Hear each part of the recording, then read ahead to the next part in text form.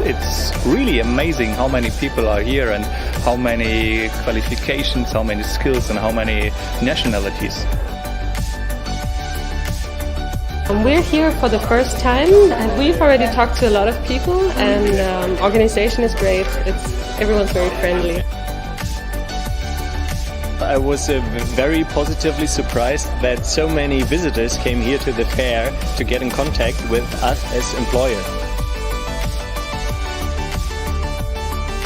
It's great. I love it. I got to meet a lot of people from all around the world. The food is great, and the venue is amazing. Everyone's so nice.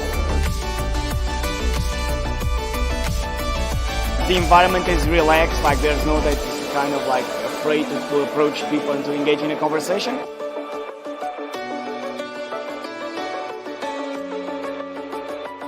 It's very good, very well organized, and I've met a lot of interesting people. I had a great experience. I was able to meet so many interesting people. You can really see that they are looking for improvements on their careers, and we are really looking forward to the opportunity of meeting some of them back in our office.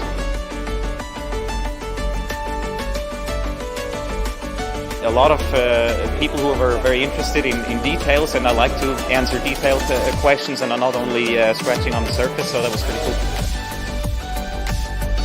I'm very surprised by the quality of the potential candidates. They're all very interested, very motivated, and it's very positive.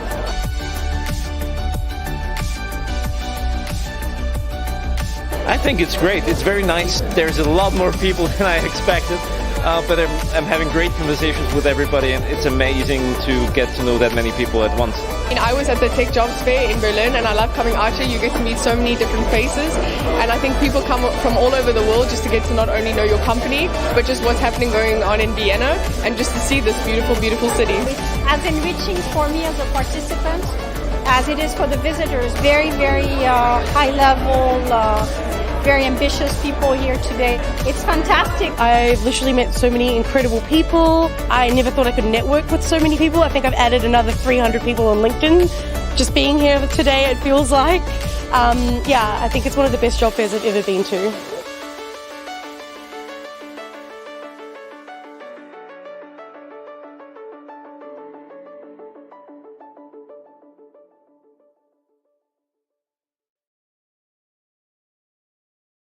Hello everyone, and welcome to Get Hired in Spain, an exciting session hosted by Tech Jobs Fair, where we will aim to connect talent with opportunity in the tech industry. Well, I am 𝗂𝗲𝗰𝗿, and I'm super excited to be here with all of you on behalf of the entire team of Tech Jobs Fair. Before we begin our webinar, I want to thank everyone for joining us today and for an inspiring session led by professionals who will share their insights and knowledge. You will have a better understanding of the hiring process in Spain and receive valuable tips to help you secure your dream job. Well, today, our expert speakers will guide you through key strategies of success, including how to build a standout LinkedIn profile, designing effective job search strategies for Spain, and discover the secrets of tech career success. You will also get an insider's view on how recruiters think to help you stand out in the hiring process. Whether you're starting or growing your career, this event will equip you with the tools to succeed in Spain's competitive tech job market. So be sure to drop your questions in the comment section. Our speakers are here to provide the answers and help you. We encourage you to actively participate and share your queries throughout the session. So get ready for the upcoming sessions where we will unlock secrets of landing your dream job in Spain. Expect some insider tips, practical advice, and the latest strategies to make your career goals a reality. Now, please join me in extending a warm welcome to our first speaker of today, Ms. Limor Bergman. Limor With over 20 years in tech, she has held roles from engineer of director. After 9 years in the US, she returned home to empower women in tech leadership. She coached for 5 years, created a mentorship program with 𝗂𝗏𝗍𝗂𝗍, and specializes in helping women advance their career, overcome imposter syndrome, and excel in leadership. Hello, Limor. How are you doing today? Thank you so much for joining us. Hi, 𝗏𝗲𝗍𝗂𝗏. Hi, everyone. It's such a pleasure being here today. Thank you so much for having me. Thank you. It's our pleasure that you joined us, and we are super, super excited to know more about the topic that you're going to cover. And yes, really looking forward to it. And now the stage is all yours, Limor. Thank you so much, 𝗏𝗏𝗍𝗂𝗏, and hi, everyone. I will try to make this as engaging and as valuable as possible. And as 𝗏𝗏𝗍𝗂𝗏 mentioned, I worked in tech for many years, but now I am a coach, mainly specializing in leaders in tech and passionate about supporting women in their career journey. And recently, I have several women reach out to me for help on their LinkedIn profile. And that's not like the main thing I do, but I do help sometimes people on their LinkedIn profile. And I found out that I can actually help them very quickly just utilizing ChatGPT. And I thought that would be great to show you that. So instead of preparing slides, I thought it would be nice to do a live demo. And I want to welcome you. Think about it. Those of you who are live, if anyone wants me to try their own profile, if they feel kind of up for it, put your LinkedIn profile URL in the chat or send it to 𝗏𝗏𝗍𝗂𝗏, and I'll try to do it live with you. But while we kind of, get volunteers, if we want, that's okay too. I will share my screen. Let me just share my screen. Okay, so this is my LinkedIn profile. Obviously now I am focused on my business, but up to several years ago, I was a director of engineering. So for the sake of that demo, let's assume that I am a director of engineering and I want to improve my LinkedIn profile. And I want to be considered for potential director of engineering roles or VP of engineering roles. So before you even go to ChatGPT, and this is something I always recommend to do, is to go to LinkedIn and look for roles. Oh, I have volunteers. That's wonderful. Let's see if I can copy. Baran, thank you so much for volunteering. Let's see. We may be able to kind of make it interesting and do it on one of your profiles. Okay, so we have Baran here, a data scientist. And Baran, what is important, and this is not just for you, but for everyone else, sorry, it takes some time to load, is before you go into ChatGPT to think about what potential roles are you looking for. So Baran, let us know kind of, what potential roles will you be interested at? And in my example, for example, I did a search for a director of engineering. The reason I do that first before even going to ChatGPT is because I want to feed ChatGPT with data about potential roles. Because one of the important things is when you craft your LinkedIn profile is to be focused on employers and not just on you. And I'll show you quickly kind of, a quick prompt that I did previously. What I usually do is I download my profile as a PDF format. You can do it very quickly here. Just save to PDF, and that downloads your profile in a PDF format. And you go to ChatGPT and you start writing a prompt. And Baran, while we wait, just let us know kind of what kind of roles you're interested at, or else someone else. Because you see, I put here that who I am, what I'm doing, and I want to improve my LinkedIn profile to attract potential employers, and that I'm interested in a director of engineering or VP of engineering roles. I will attach my profile, and I want ChatGPT to help me improve my profile and also ask me questions based on my experience, achievements, or anything else. And I will also attach ChatGPT some sample job descriptions. And I don't know, Baran, if you have any positions potentially you are looking at. So data, so potentially a data analyst. I don't know, I'm just making this up. So in your case, it will make sense to do a search for data analyst, if that's the role you're looking for.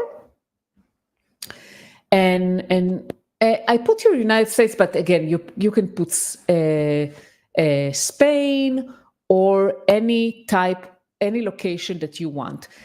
The goal here, by the way, of this search is not necessarily to look for a job, but more to look for data. So if I go to ChatGPT and let's start a new chat, and I will say, hi, I am Baran, and I am looking for improving my profile and interested in data analyst jobs. Help me improve my profile based on job descriptions, and also ask me relevant questions about my strength and achievements I can share on my profile to attract potential employers. And what I do, I just go to Baran's profile and I will save it as a PDF. I will go to ChatGPT. I will upload her LinkedIn profile, and I will also try to put some jobs here. You can also upload them if you want. You can just copy whatever works for you. So let's say I'm going here for the job. I see a junior data analyst. Again, I don't know, Baran, if this is exactly what you want, but just for the sake of this demo, I will just copy. And again, it's more important to copy specifically like what this company is looking for, not so much about the benefits and all that, just the specific role related. Let's say role 1. And let's try to find another one.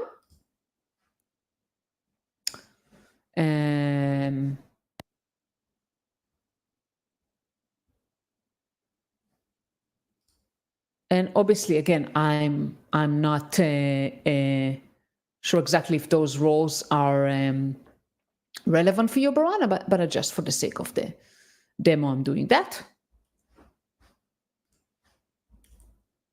And let's see what ChatGPT comes up with.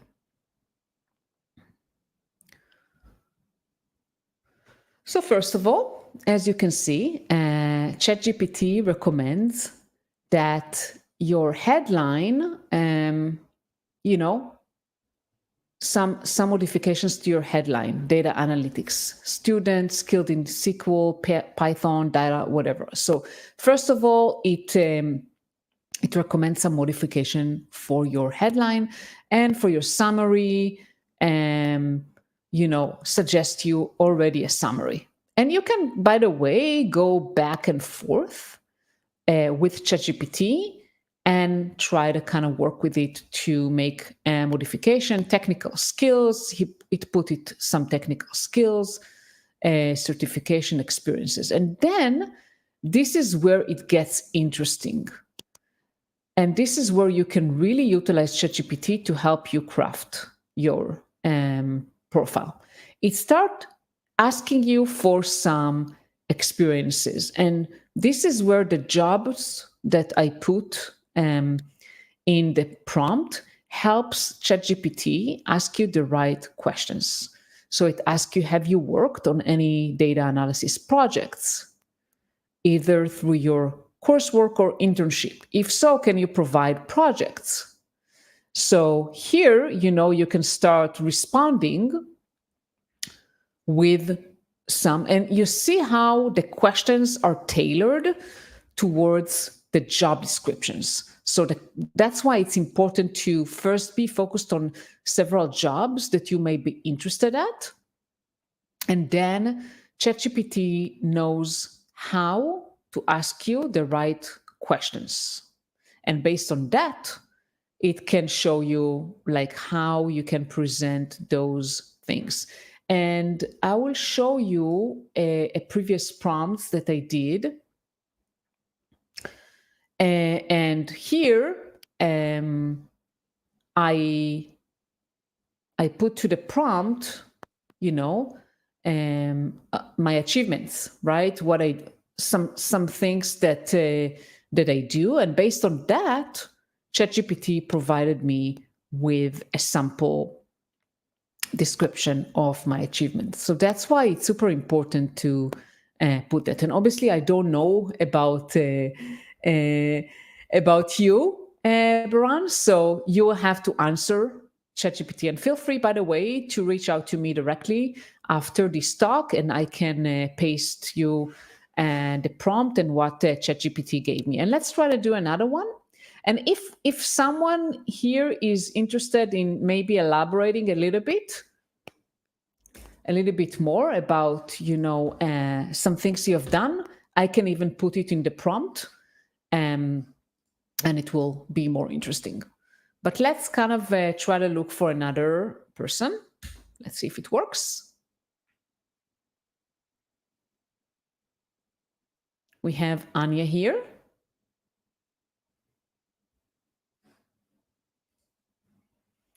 And Anya is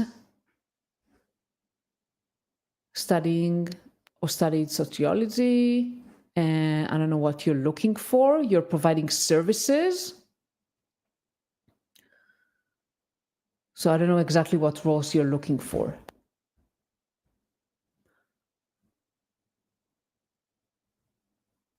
Let's see if we have someone who provided some more insights. I'm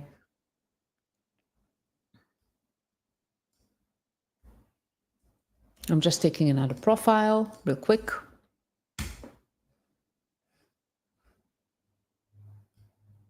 And interested in. So we have 𝗀𝗲𝗳𝗁 here. And let's take 𝗀𝗲𝗁 profile. And I'll go to ChatGPT and say, hi, I'm 𝗀𝗲𝗁. I am interested in improving my LinkedIn profile. I will provide you with my profile URL, potential jobs that I am interested at. Help me improve my profile and ask me relevant questions about my experience, knowledge, and achievements tailored to what employers are looking for.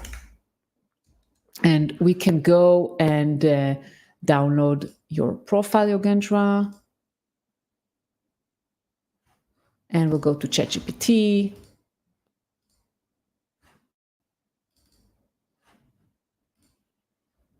let's try to look for jobs. So you mentioned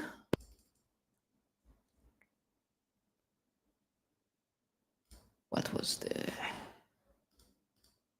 you mentioned? DevOps. So let's say let's start with DevOps.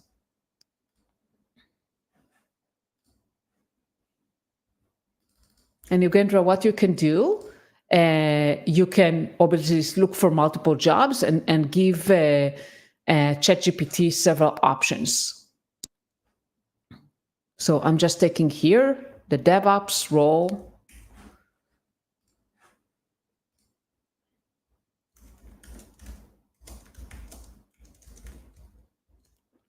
And let's take another one.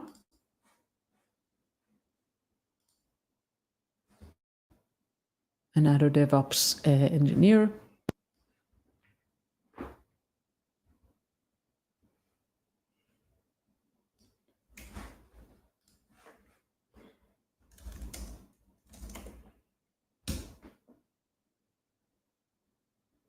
And let's see what ChatGPT provides us with.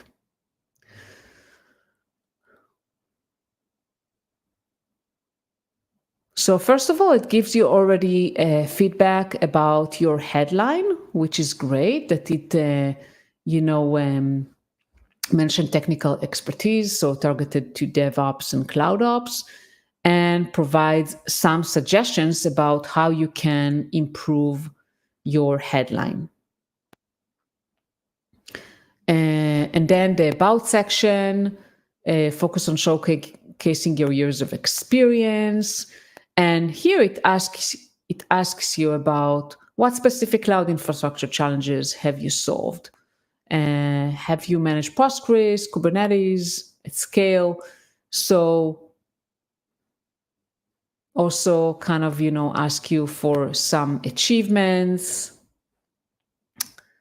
the skills, and kind of other questions to fine tune. So you can go one by one based on those questions and answer them, and it will help you improve your profile.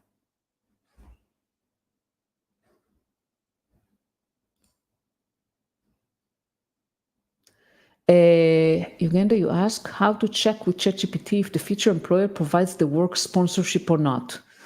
That's a good question, which I don't know if ChatGPT would know unless it is written on the job description.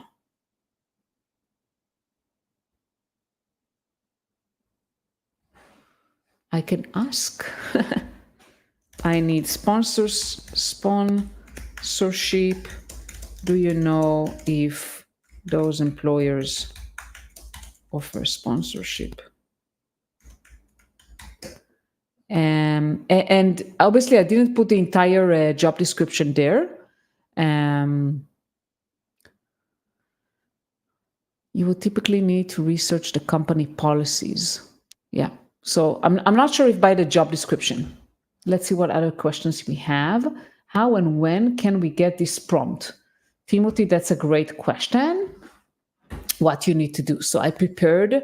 First of all, this is my LinkedIn profile. You can scan the QR code or copy it from here and either follow me or connect with me on LinkedIn.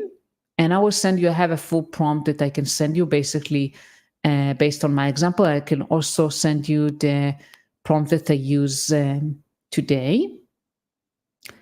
And after you scan the QR, I'll give you a minute just for people to scan it. You can go, I prepared a Loom video as well.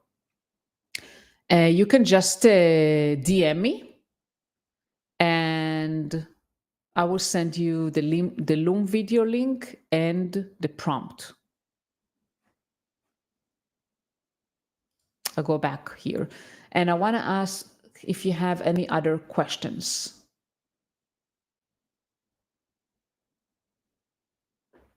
And let's see if there are any other questions here. Might apply for ESG.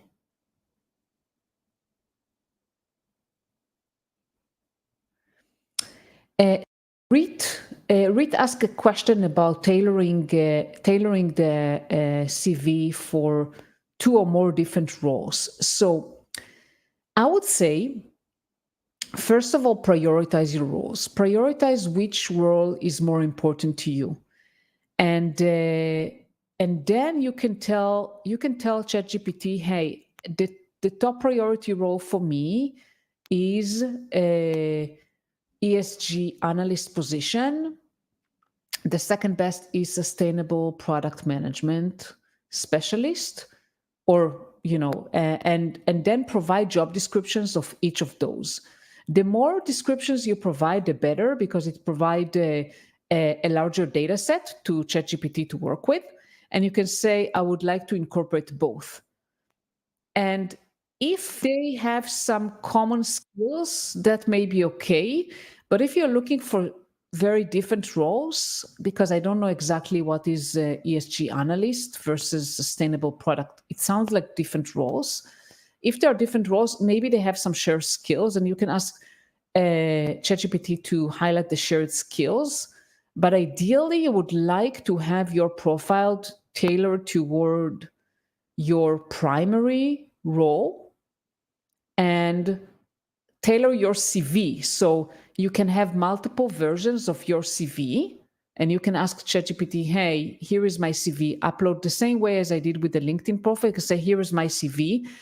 And here are, like, for example, sustainable product management roles. Help me tailor my CV to those specific roles. And then do the same with ESG analyst position. Ask ChatGPT to tailor your CV. And then when you apply to the roles, apply with the right CV. On LinkedIn, I recommend to try to, as much as possible, focus on one main role you're interested at and highlight the relevant things for that role, if that makes sense. Let's see if there are any other questions here. Is the cover letter still used? That's, Diego, this is a really good question.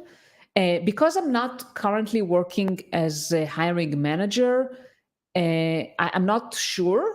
I think probably some companies are still using a cover letter. I think the best thing to do is to try to build network and have people, and this always worked better for me and for people that I coach, to find jobs via some kind of a connection, someone who works within the company, rather than just applying cold. So that's ideal.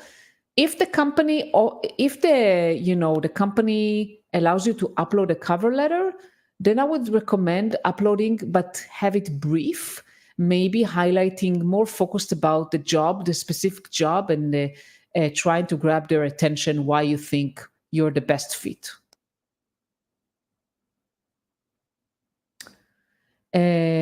Other questions? Okay, you talk about, so Leila is asking about transition. Actually, I wasn't in procurement, I was in engineering. But if you are interested in a transition, then first of all, Leila, tell that to ChatGPT. Said, I have been in procurement and I want to transition into recruitment. Give ChatGPT your current profile and upload the relevant positions in recruitment. And ask ChatGPT, help me highlight the relevant skills that will be applicable for recruitment positions based on my experience, and ask me questions based on my background and the jobs I'm interested into transitioning to. What kind of skills can I highlight? What kind of experiences I can highlight that will be relevant for recruitment? So for example, if in procurement you work with vendors and you know how to build relationship with vendors, how to validate vendors, how to negotiate with them, well, those skills may be also relevant for recruitment, because with recruitment, you don't maybe deal with vendors, but you deal with candidates. So you know how to search for vendors, so you know how to search for candidates, you know how to negotiate, you know how to validate. So you can try to think about how do you highlight the skills that you have based on the experience you have that is relevant for the transition that you want to make. Yeah. What else? What other questions do you have? And I don't know, Tripti, if we have more time, or do we have to kind of move kind of to the next speaker?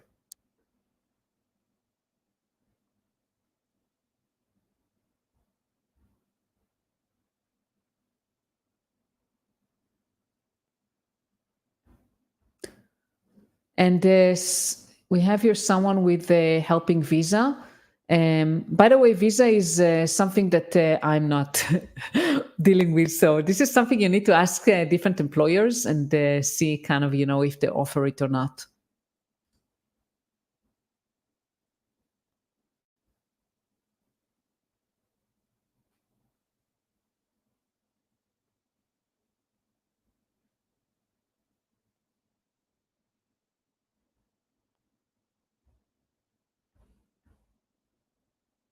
And thank you, everyone. I hope that was helpful. Feel free to follow me and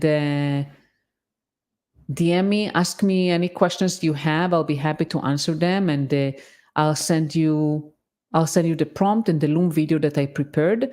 And obviously, you need to tailor it to your own needs, but make sure to have a conversation with ChatGPT and provide also feedback. If it provides something that you're not happy with, said, well, that's not exactly what I'm looking for. Help me change it so it will be more appropriate to whatever skills I want to highlight or to the jobs that I'm interested in. Well, that was awesome. Hi, Limor. I know, it's too short of a time, but quite engaging. And thank you so much for such My insightful pleasure. demo, and your expertise and perspective absolutely provided valuable knowledge to everyone today, I'm pretty sure. And yes, we appreciate you sharing your time and knowledge with us. So thank you so much once again, Limor. It was a pleasure having you for the webinar today. Thank you so much. Thanks, everyone, for listening. Bye-bye. Bye. Well, thank you so much, guys. And stay tuned because we have many more sessions upcoming. And yes, do not forget to connect with speakers. And if you want to network and reach out to them, if you have any questions, feel free to network with them. Now, moving forward, let's welcome another speaker for today. I'd like to introduce Mr. Damien Monel. Hi. Hey, Tripti, how are you? Hi, everyone. I'm doing super good. How are you? Not too bad, not too bad. Yeah, just carry on with the day, right? Awesome. So Damien lived in Ireland for 5 years, studying and working at companies like Apple and Amazon. Now in Madrid, he is a corporate recruiter and career coach, specializing in self-branding and job search strategies. Outside work, he enjoys swimming, dancing, running. So quite an athlete. Awesome. So thank you so much. That's awesome. It's like work-life balance, isn't it? Yeah, exactly. Trying what we can do best. Awesome, Damien. So I wouldn't take much of your time, and the stage is all yours. Awesome. Thank you so much, Tripti. And thank you, everyone, for joining this session. I'm going to share slide. I have prepared a few slides for you. So let's do this. Okay. Perfect. Awesome. So today, I'm going to talk about how to design an effective job search strategy in Spain. I'm going to share a few tips. Before doing that, I'm going to dive a bit more into, okay, how is Spain? How is the Spanish market basically looking like today? And at the end, we will also keep some time. Should we have any question? Hopefully, we'll have some time for that. So yeah, let's dive into it. I just want to give some comparative data. So there's a lot of numbers here, but I don't want to dive too much into it. It's just to give a sense on how is the Spanish market looking in terms of, for example, unemployment rate. So the data you have on the screen is from 5 years ago. So you have some information, on the numbers of jobs, openings, and so on. So quite healthy. Spain is quite a healthy job market altogether.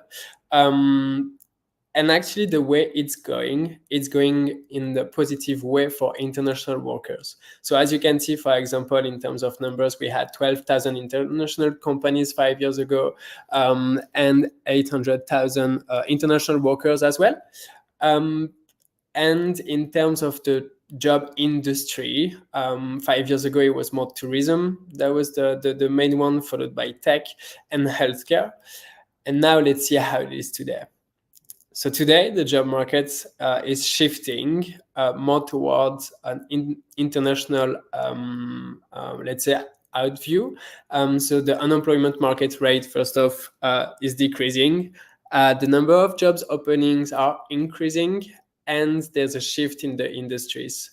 So the tech jobs are now at 18% against 10% 5 years ago. Healthcare is reducing slightly, and tourism as well. What you can see as well is the number of international companies. There's more international companies in the country, and there's more international workers and international students as well in this location. What it means is that for international companies, there's no need, for example, to speak Spanish. And international companies are also more willing to, for example, sponsor visa for some employees. And the fact that we have more international students in Spain as well is interesting, because it will also be more inclined that the market will be more responding to those international students, meaning that that's how companies create graduate program a bit more, and also are more happy about providing visa, sponsor, work permit for this type of population. And something interesting as well is that the Spain happiness score, which is a real score that every country has increased actually overall in the past 5 years. To give you an idea, in Europe it's slightly decreased in most countries, except in Spain. People are still enjoying.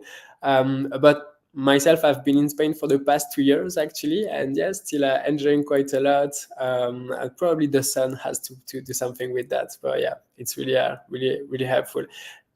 All of that to say and sum up that the job market is positive in Spain. There's a lot of international companies that come in Spain as well. The reasons are because it's cheaper than any other country for companies to come and settle down in Spain.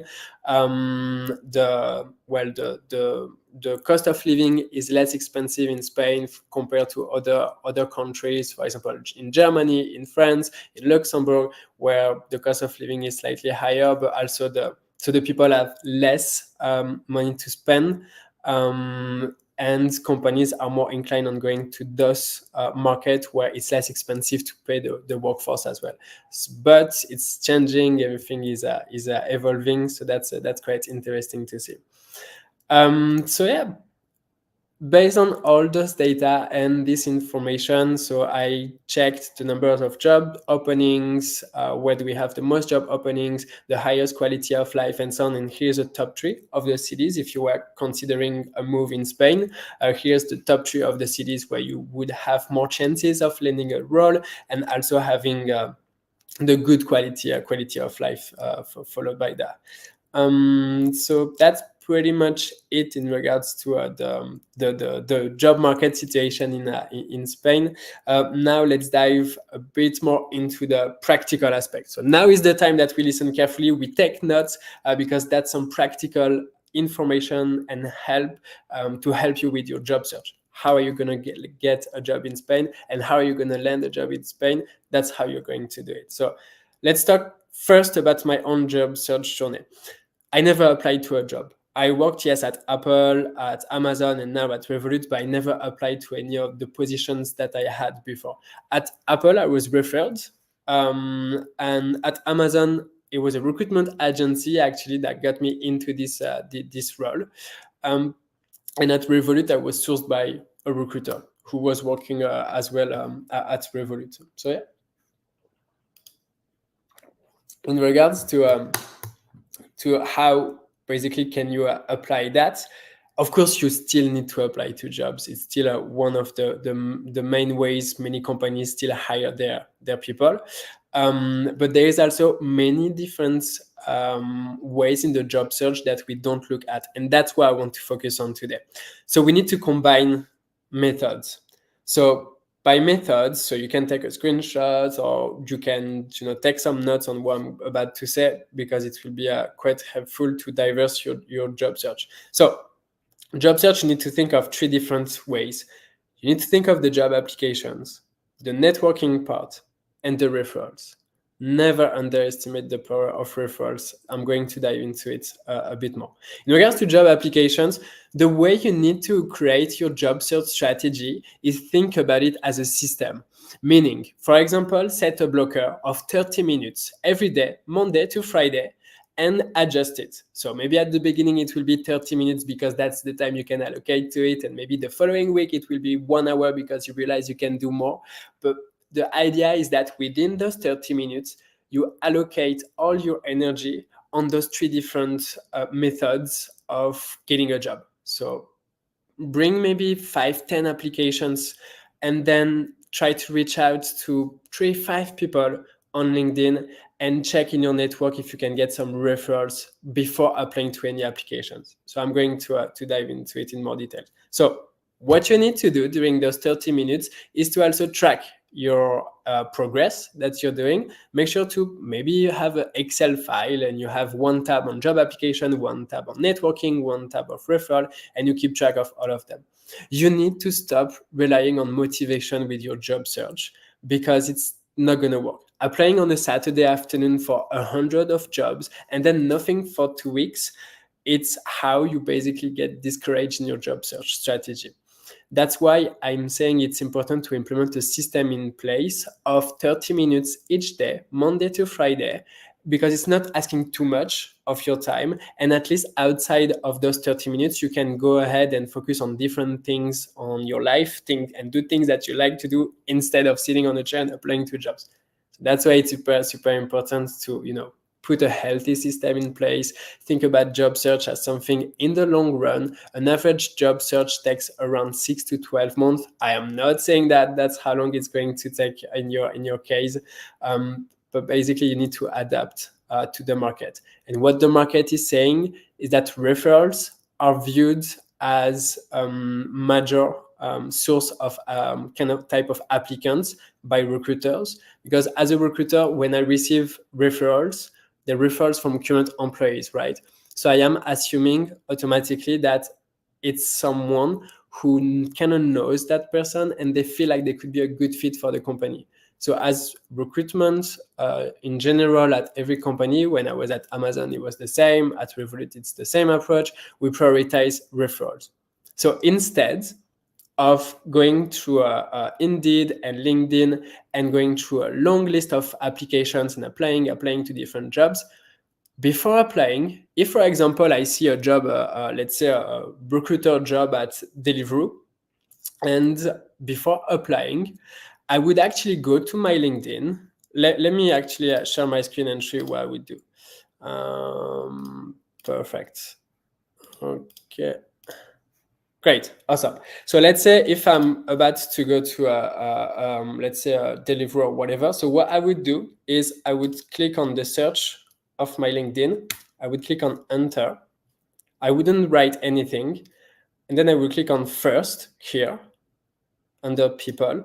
And it will basically give me the list and the option of filtering my network. The list that you see here is your own network that you will see on your own. And what you need to do is filter by current company. So I'm going to check if I have someone from Deliveroo actually in my show result. Right, so I have one person at Deliveroo actually. And that's funny, that's my previous manager actually. So even better. And I didn't even know. You see the power of leveraging your network. Because the way we approach job search and networking is always thinking, okay, I need to get new connection. The referral is slightly different. With referral, you need to think about it in a different way. If you have a network already on LinkedIn, this tool is very powerful. So instead of applying to the job that I've seen, the recruiter job, I would basically reach out to Ligita and I would say, hey, Ligita, I've seen this position at Deliveroo, I'm super interested. Do you mind referring me? That's it. It's someone I know, it's someone who is in my network, in a company that I want. And instead of applying like maybe every other 100 and plus of applicants, I will put myself in, let's say, priority list in the eyes of the recruitment team by getting a referral. So that's is how we basically get the referral going. Let me just reshare the slide. Oh, amazing, they're here. So that's why I'm talking about the referrals. So on the referrals, what you need to do is check your current network, your LinkedIn page, your college alumni page as well. Sometimes we have a lot of lists, and it's very helpful there as well to find the right people. My advice is don't ask recruiters. If you have some recruiters in your network and you don't really know them, don't ask them, because recruiters, we don't get incentive, meaning that we don't get bonus if we refer people in the company. And the reason why people will be happy to refer you outside of recruitment is because they get bonuses if you get hired. So that's also a positive point for them. On the networking part, my advice is to reach out to 2-3 people, but again, don't reach out to recruiters. The reason why is because everybody reach out to recruiters, recruitment manager, the person added on the job listing that you see on LinkedIn. Avoid that at all costs. If, for example, you're looking for a marketing coordinator position, let's say, what you need to do is reach out to marketing manager position. You need to reach out with people who are in a hiring decision position, who basically the people who make the final decision if you're going to join or not. And also the manager has visibility before anyone else on when they are going to have a new headcount in their team. So you need to reach out to managers. You can start by asking them for advice. Just, hey, I'm looking for career advice. I'm looking to connect with people in the field. And after some time, if they are, answering quite positively, then you can tell them, hey, I'm looking for a job as a marketing coordinator. Are you hiring in your company? And that's how you create connection. That's how you get the network going. And then the job application, my advice is, so the do's, keep it to 2 job boards max, that you can familiarize yourself and get used to it, because it can get quite overwhelming. If there's a company that you like and you never see their job listing, just Google the company name and the keyword career. Because companies sometimes they just don't use tools like Indeed and LinkedIn to post their jobs because they don't need that, so they use their own website. Track progress, super important. Like I said, have an Excel tracker and don't rely on motivation, like I was saying. To go back on the networking part, on the don't, so I said don't contact recruiter, but also don't write 300 plus words messages. Nobody read those. And don't feel the need that you need to sell yourself when you reach out to people. You don't need to. If you have your LinkedIn that is updated, up to date with the necessary information, they will click on your profile and they will check what's happening there. So yeah. And that's pretty much it. It was quite fast. There's a lot to unpack as well, still in all those topics. So I try to keep it as concise and straight to the point as I could. We still have a few minutes, I believe, for any questions. So go ahead, tell me what's on your mind. So Rachel, so is the tech and cybersecurity sector growing in Spain? More startup or big tech company? Yeah, very good question, Rachel. So yes, the tech sector actually is growing quite a lot. So like I was showing in the previous slide. So we the presence of the tech sector include as well the startups. So it's around 18% at the moment in Spain, and it's still growing because it was at 10% previously, now 18%. So yeah, still growing quite a lot, and that includes startups as well, because yeah, Spain is a flourishing market for companies coming. Less expensive workforce, less expensive taxation system than any similar country as well. So yeah, there's definitely way more tech companies coming here for sure. Another one, Ezela, I am network support expert with web design skills. I need a job in Spain. Great. Well, If you have any questions, I'd be happy to support. I hope this presentation was somehow helpful and can also help you with your job search strategy. So yeah, are headhunters any good? That's a good question. Yeah, I think so. I think headhunters are kind of like recruitment agencies, so I would assume so. I think you still need to contact the correct headhunter who is specialized in the area that you're targeting. But I think you can definitely get some good work done, because at the end of the day, they get a commission if you get hired. Money is the motivation of many people. So I think that would definitely help for sure. Yeah, I mean, I wouldn't eliminate any ways of getting a job. The 3 ways that I told you about are interesting, but there's also many other ways. So if you feel like headhunters can also help you in your field, I say go for it. Yeah, and see if it doesn't work anyway, you just don't work with them anymore. Any jobs for Azure developers in Spain? So job specific, I wouldn't know. I don't recruit for developers exactly. I am familiar with them because of my company, and I go to conferences and so on. But for a specific job, I would advise you to check directly on LinkedIn or on Indeed what's available out there. Yeah. Are Spain employers willing to employ people? Are Spain employers willing to employ people apply from outside Spain, for example, from the UK? Yes, no, definitely. Whether if you have the right to work or if the company is sponsoring visa, there's a lot of companies that are, yes, of course, willing to sponsor visa. Some might not, some might reject your applications because of the need of sponsor. But otherwise, yeah, many companies are open for people outside of Spain. I recruit for Spain for some of my roles. I am open for people outside of Spain as well. For career changer, any advice to get in tech? Yes. So my advice when you career transition is to do it in 2 steps.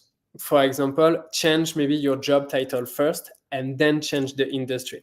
Or try to get, for example, I'm a recruiter, and let's say if I want to get in healthcare, what I would do first is try to get similar job in healthcare. So that would be easier if, for example, I move as a recruiter in healthcare. But for example, if I want to become a recruitment manager in healthcare, that would be more challenging. So always try to do it in 2 steps. And also network with people in that field, connect with them and ask for their opinion. They're the best people who could help you and see what's transferable in terms of the skills, what can you bring to the table and so on. So yeah.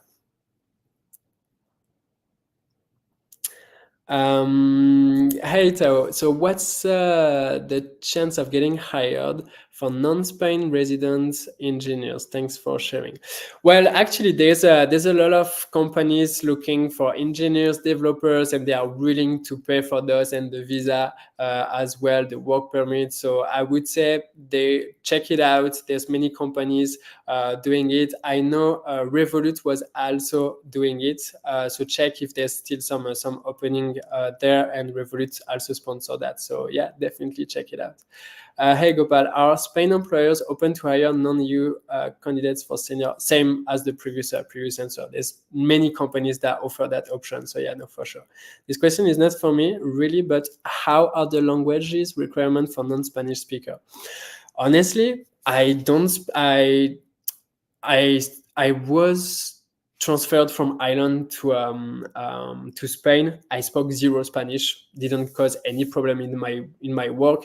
And then I moved to Revolut. They never asked me to speak Spanish. Now with time and so on, it's fine, but you don't need to. If you work for big tech company or if you work for international company, most of the time it's not needed. But if you're looking for more, let's say, startup type of companies, that might be probably more needed. But again, it depends on what the team is expecting to do. I've seen some role in the big 4 consulting type of companies where it was needed to speak Spanish because they are working with smaller clients in Spain. So yeah, I guess it's all about the type of companies you're targeting. But just so you're aware, there's more than 25,000 companies in Spain, international companies where the business language is English. So yeah. David, how heavily do career gaps affect candidacy? That's a good question, and it's very subjective topic actually, because for example, some recruiters will see it in a way, some hiring managers will see it in a different way. I guess it all comes on how you explain this narrative. So what were you doing, for example, in this career gap, what happened, and so on. We understand that life happen, things happen outside of our control area. So I would say don't address the elephant in the room always, meaning that don't remove from your resume. Instead of removing it from your resume, having a gap, maybe put it as an experience and explain with bullet points what you were doing. Maybe you did a certification, maybe you traveled and so on. And we appreciate to see these kind of things. Sylvia, what about if you are a career changer and your network doesn't include many people from that industry? I can send invite and enhance my network, but I will not have that personal connection you mentioned necessary to use the referral strategy. Yes, Sylvia, indeed. So that's why the job search strategy is quite different from one another. In your case, in this case, you would more focus on the B part, so on the network, trying to get many different people, try to participate to online events as well, get the necessary certification, try to speak with the people in the same certification school as well. So that would be more focusing, on getting your current network slightly bigger. So yeah. Hi there. Awesome. Sorry, awesome. So sorry, I was trying to do as fast. I hope I answered all the questions. Otherwise, if I didn't, feel free to drop in the comments. I will go back later today, or even you can connect with me on LinkedIn. That's fine, and we can, just exchange via message. So yeah. Absolutely. I'm doing super good. Thank you for coming to your space and then, trying to stop you from speaking and answering questions. But yes, the session that you provided was absolutely engaging, of course, and your insights were enlightening. We are definitely grateful for the practical tips that you actually showed on using the referrals, the networking, and all of that. So it was an absolute pleasure having you with us today, Damien. Thank you so much. Thanks so much, everyone, for being so engaging, and best of luck in your job search. Take care. Bye-bye. Bye-bye. Well, that's going pretty good, guys, and I hope you all are having a good time and enjoying these sessions. Now, please join me in extending a warm welcome to Miss Daniela. Hi, Daniela. She is the career strategist specializing in executive presence. She helps professionals present themselves confidently, identify success factors, and enhance their reputation. With expertise in communication, business development, and international headhunting, Daniela offers consulting, coaching, and workshops to transform careers and unlock new opportunities. How are you doing today? I'm doing great. How are you? I'm doing good. Thank you so much, and welcome to our webinar today. Super excited. Thank you. I'm just so excited. Yeah, me too. Same. And looking forward to your session. Absolutely. So I won't take much of your time, and the stage is all yours. Thank you so much. Well, welcome everybody. I'll be talking about the secret sauce to tech career success. I appreciate you all. I can see that we are around 70, 80 people. It changes every few minutes, but I'm so happy to see your names and your questions and being so engaging in the last 2 sessions that we already had. So I appreciate your commitment because this was made for you. There was a team behind this thinking about the opportunity that you will get from today as part of this session. So I appreciate you all. Thank you. So any of you here can think what type of ingredients I'll be mentioning as part of the secret sauce to tech career success. If you can just share your comments before we get started, I will appreciate your answer. Let's see how active, depending on where you are at the moment, how awake and engaged you are with the session. I cannot see the comments coming up yet, but let's get started. So our agenda for today, not so many people in tech, and I'm coming from experience because I have been engaging with people in the field, not necessarily in recruiting, but in the search part, what happens before the person gets ready to apply for the jobs. Not so many people think that they are a breathing brand, which of course not just happens in the tech industry, but also in the financial field, in the accounting field, in the legal field. So you are not alone. Okay, some people say networking, good relations, okay, nice skills, networking, programming, thank you. So the importance of considering yourself as a breathing brand, I will explain a bit more on that, the secret sauce to tech career success, and I will be focusing in 4 key ingredients. And then we will have a few minutes for Q&A. So before we get started, I am Daniela Sarmiento. Some of you have already connected with me on LinkedIn. I provide strategies to independent and corporate professionals on how to communicate their value. Yes, their value. If you are able to communicate your value, you are able to gain and attract rewarding opportunities, more leadership opportunities, but also business. So what I wanted to start today talking about you as a breathing brand, because as I mentioned before, not so many of you consider yourself as a business of one, as a person that has something of value to deliver. That you might be the answer for someone that has a big, big, big problem, and they are willing to pay for that resource that just you are able to provide. However, even though when you start getting into the sense of being a brand, being a breathing brand, we are talking even about the way you bring your own values to your daily interactions, okay? And I'm just giving you a hint of what we're gonna talking about in terms of the ingredients, the main ingredients that you need to succeed. Because you will realize that you will be as soon as you get into the job market, because I can see some of you are starting your careers, right? The idea is to start establishing a reputation and of course develop credibility that will help you not just get to the level 1, but level 2, level 3, and level 4.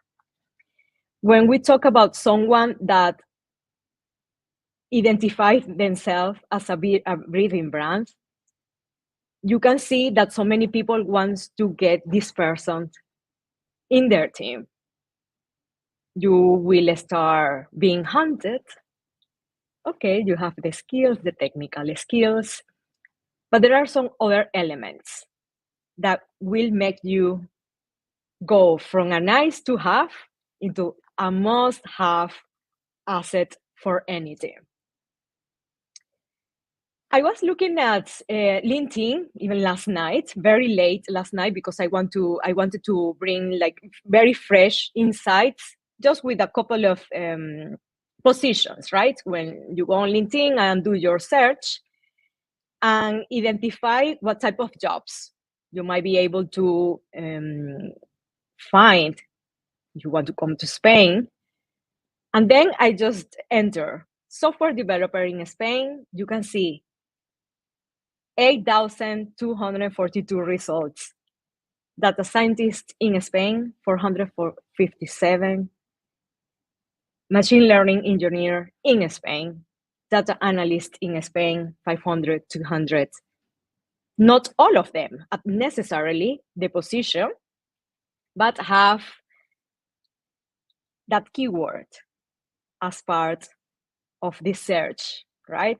So what I want you to do with this information is that you, aside from the job, from the role that you would like to enroll, you need to pay attention and start getting familiar, visiting LinkedIn mainly, especially because we're hosting our event also on LinkedIn, to see and start reading the job descriptions.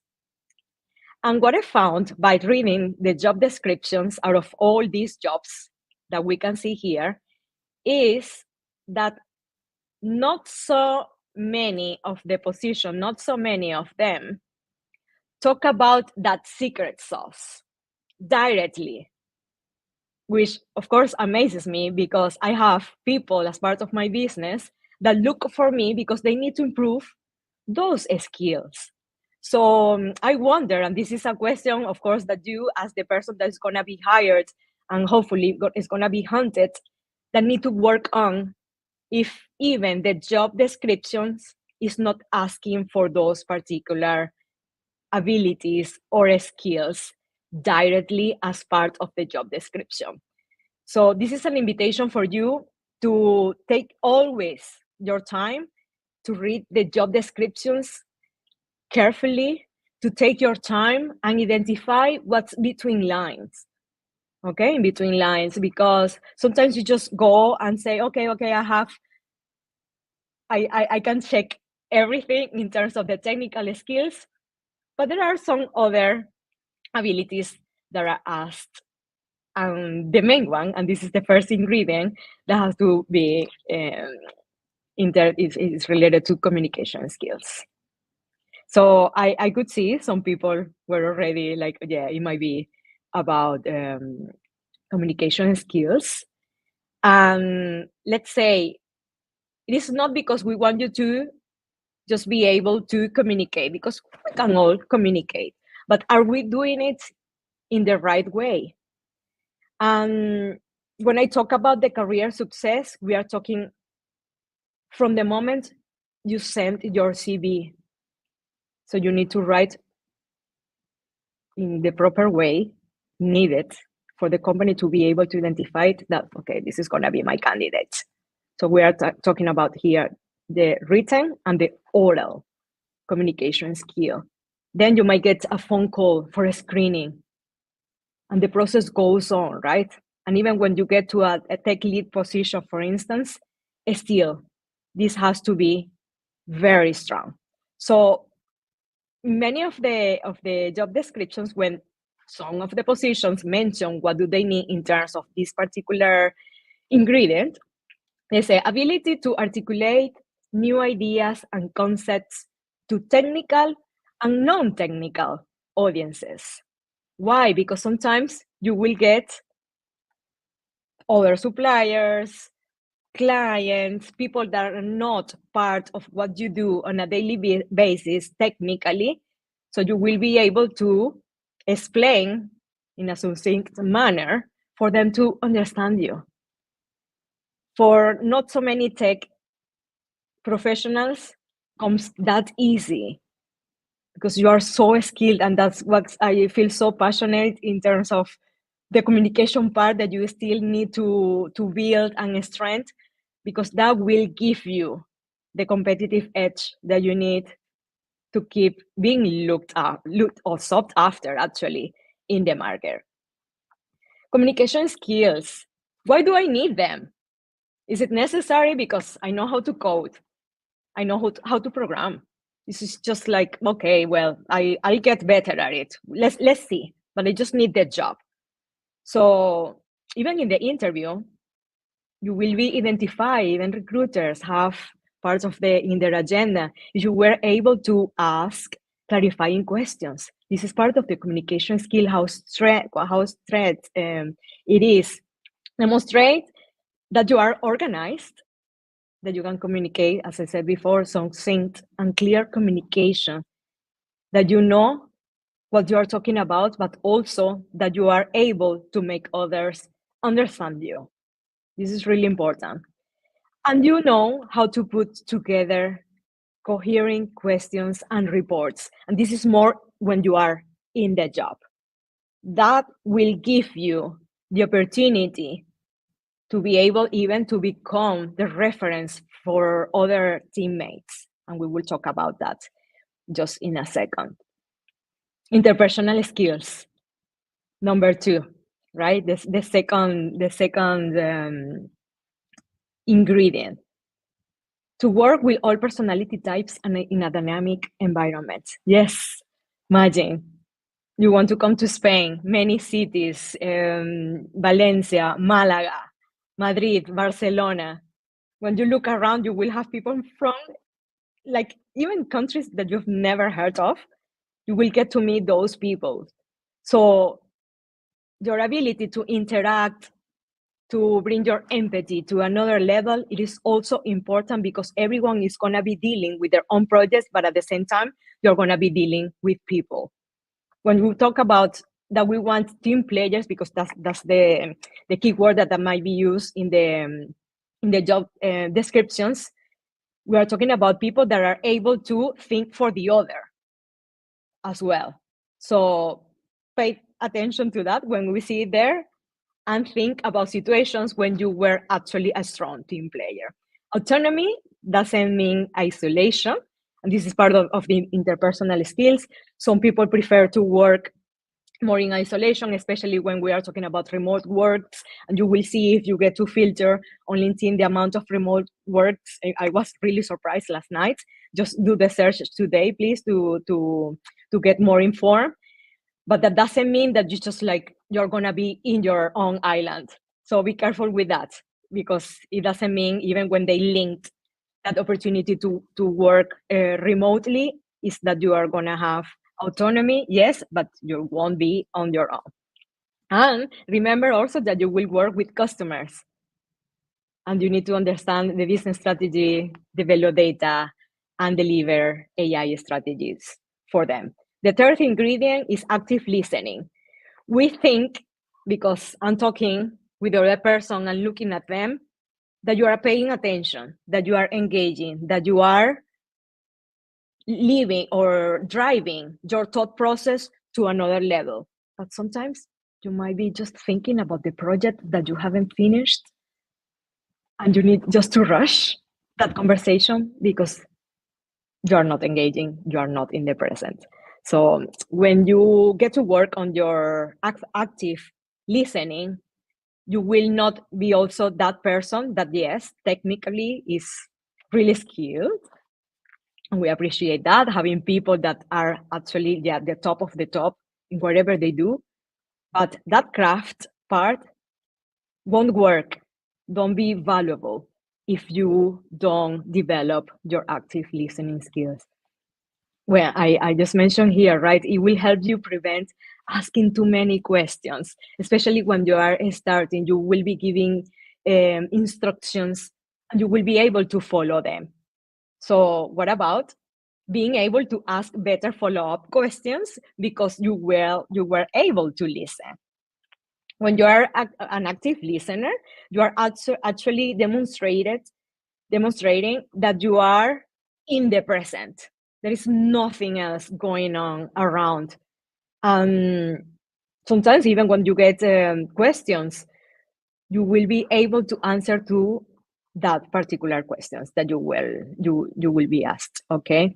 Answering questions that you were asked and not a different one. This is very important, especially at the beginning of the career. You just like, even in interviews, you ask the candidate a question and they have an answer for something totally different, maybe related, but not directly to what they were asked.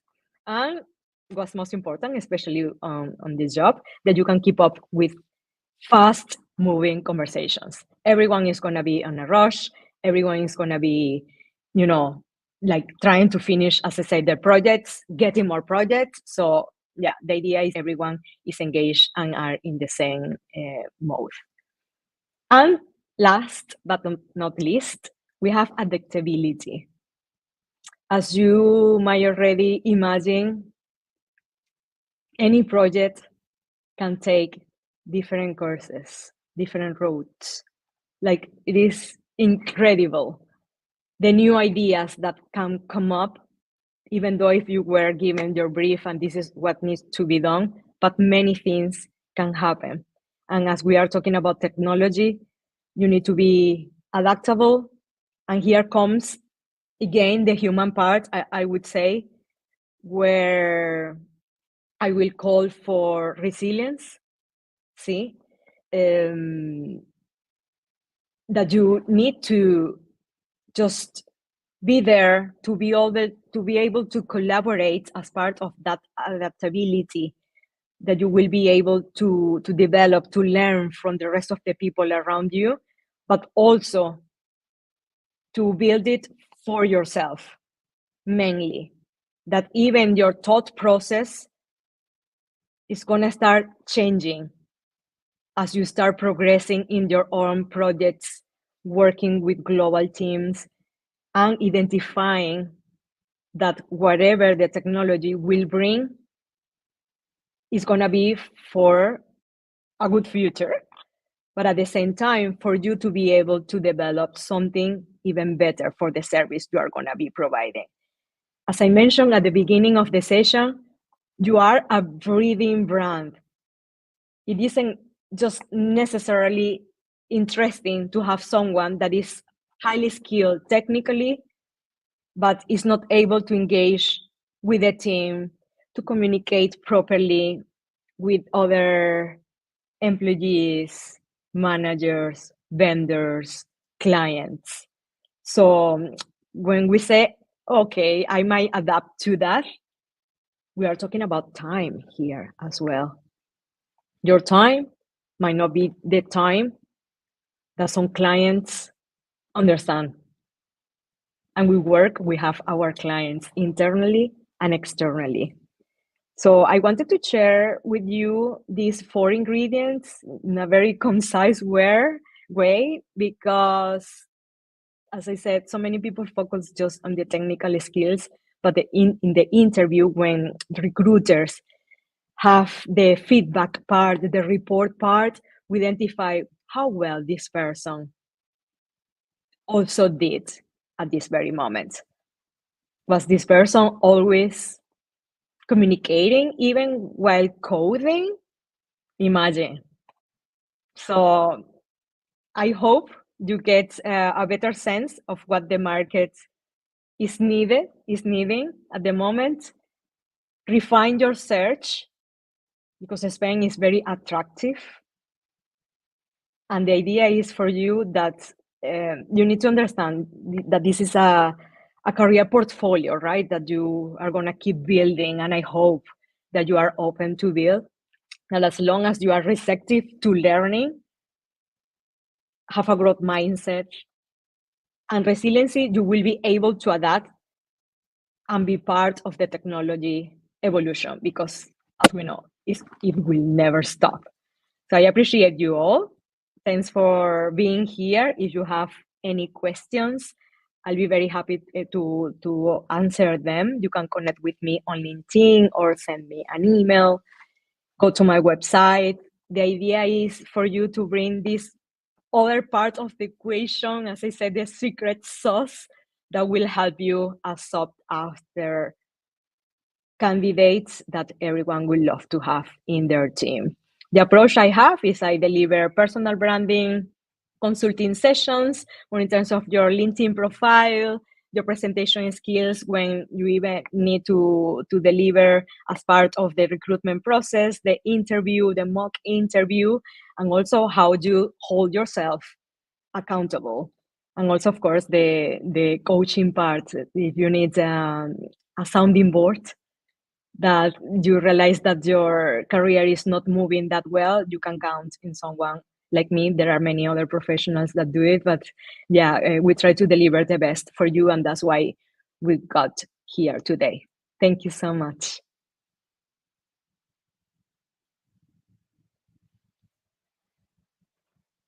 Hi there. Thank you so much. That was amazing. Let's wait for a moment to see if we have any questions. This not necessarily a question, but yes. Yeah. Different cultures and point of view in Spain. And I want to bring just a very brief anecdote. I have a client recently that he got an email, right, from another colleague from another culture, country, geographic time zone, right? And he was quite overwhelmed for the way this email was written by this other colleague, because for him it sounded demanding. Okay, they were some manners for him missing as part of the email. When I got to read, for me was straight to the point. I need this done. Okay, we are meeting tomorrow. Ready for the meeting. But he was the whole afternoon. Even we had the session, and he can just, can I just show you something because I don't feel right because this. So we need to be very careful with this, especially because if you haven't had the opportunity to live in other countries, there is so much observation, as I said, listening. Well, even listening to yourself, what's happening to you, what's happening around, but to be able to understand that it might be right for the other person to communicate that way. So it's going to be as part of the growing process that you will also have, because then you will learn the best out of the communication that this will person will actually teach you. The other person was, as I said, like, this is very professional, and it just doesn't, 5 lines, he doesn't need to read that much, and the other person, no, but, I was expecting more, but the other person is busy. So the invitation, be open-minded, don't take everything like personally, especially when we are talking about different cultures. It's very important. You just like maybe, okay, let's read this again. What about this? If I feel that is not right, maybe engaging with the person as well and say, well, I'm interested because I can see different type of communication coming from you this way, and to speak, to communicate, because again, we are talking about communication, building strong relationships, and we will see with managers, with people in our same level, or even people that are outside of the organization, that everyone will communicate in a different way. So we need to start building that muscle to understand what's best from each, and then bring it to our toolkit. Let's say that way. Definitely, because of the cultural difference, sometimes people interpret things differently because it's different in their culture and it's different in new culture. Yeah. So absolutely. I think we have a question here. I'll just pop it up for you. Okay, gender discrimination because of the culture. Most companies, especially the multinational ones, the large companies, and I would see that many of the, especially in Spain, right, that I get to visit some of them, they have their own policies in that term. So you will get allies. Hopefully, I hope that even the ones that I know, even more of those companies have already that structure to support you when you identify that something like this might happen inside of the organization. So I just would recommend you that not to handle this by yourself, but to look for someone that might have the knowledge, maybe something that is even not even published, but just to ask if there is something that you can, a resource or people within the organization that you can reach to in terms of get supported when there are some situations that just for the minimum behavior that you realize, you should actually raise your hand and try to get support. Awesome. So I guess that was a wonderful session. You really, spoke about something that we try and avoid, neglect, because we just want to focus on the technical aspects. We just want to see what the JD is asking for, but we don't really, sometimes work on these soft skills that we need to work on. So thank you so much, Daniela, for sharing these beautiful tips and your knowledge. It was amazing having you with us for this webinar, and I'm pretty sure our attendees have greatly benefited from your guidance. Yeah, let's keep connected, everyone. Have a good day. Absolutely. Bye. Thank you. Bye-bye. Well, how is it going, everyone? I hope you are gathering some valuable informations and knowledge. Be with us because we do have a couple of sessions remaining. So now, without further ado, please join me in extending a warm welcome to our speaker, Miss Camilla Stadlinger. Hi there. Hello. Hi, Camilla. How are you? Hi, Tracy. I'm good. How are you? I'm doing good. Yeah, I see you have some very insightful sessions already ongoing. Yep. And we are definitely waiting for your sessions. So yeah, we are super boosted to hear more about you, Fantastic. because you are going to give us insights that's from the other side of the table. So it's a super interesting and exciting, right? So before we get into the session, let me give a very brief info about Camilla. She is a senior talent acquisition specialist with expertise in psychology, meditation, and mindfulness, and recent training as life and career coach. She excels in fostering growth and creativity through diverse projects, helping individuals unlock their potential and achieve their goals. She's also skilled at guiding top international talents and supporting career advancement. So, yes, I won't take much of your time, and the stage is all yours. Thank you very much, and thanks for the lovely introduction. Let me just. Okay, there it goes. Okay, so fine. Thank you very much. I'm obviously super excited to be here and to interact with you in the upcoming 15-20 minutes, I think, that we have. So it's not a lot of time, but definitely looking forward. So I'm gonna speak a little bit about being inside of the recruiter's mind. So not just hopefully only my mind, but of many people in that sense that you're going to interact with while you're looking for jobs in Spain. So before we start, I think I can already jump over my own introduction because that was already done by Tripti. So thanks so much. You guys already know me. You know my name. You know what I'm doing. If you want to connect with me, I also put like my QR here for LinkedIn, and I will display it later on. Just feel free to reach out to me. I'm super happy, obviously, to assist. And if you're interested in career coaching, feel free as well to reach out. To not lose too much time, I think we can dive directly into the topic. So basically what I want to talk about today is a little bit the importance of your CV. Then, of course, the call with the recruiter. So how you can prepare, sharing a bit some tips, and also touching very quickly the topic of behavioral-based interviewing that actually could be beneficial for you guys. And yeah, I hope we will have some short minutes for some question and answers if there is anything that is like not clear or you want to know more about. But before I'm diving more into the topics, I actually would love to hear your opinion, putting yourself into the shoes of a recruiter. So I have displayed here 2 CVs in front of you. It's the same person. So it's Ellen Washington. We have the number 1 on the left side, number 2 on the right side. And maybe you can just let me know in the comments from your first impression, what do you think about the CVs? Like, which one do you prefer? Just from seeing them, like, do you prefer the number 1? Do you prefer the number 2? And maybe some people can also just share some words about, like, why. I think it's very interesting if you are thinking as a recruiter who is probably screening, around 100 or 100 plus CVs per day. What are you looking at and what are your thoughts? Like if you see those 2 CVs, it's literally the same person.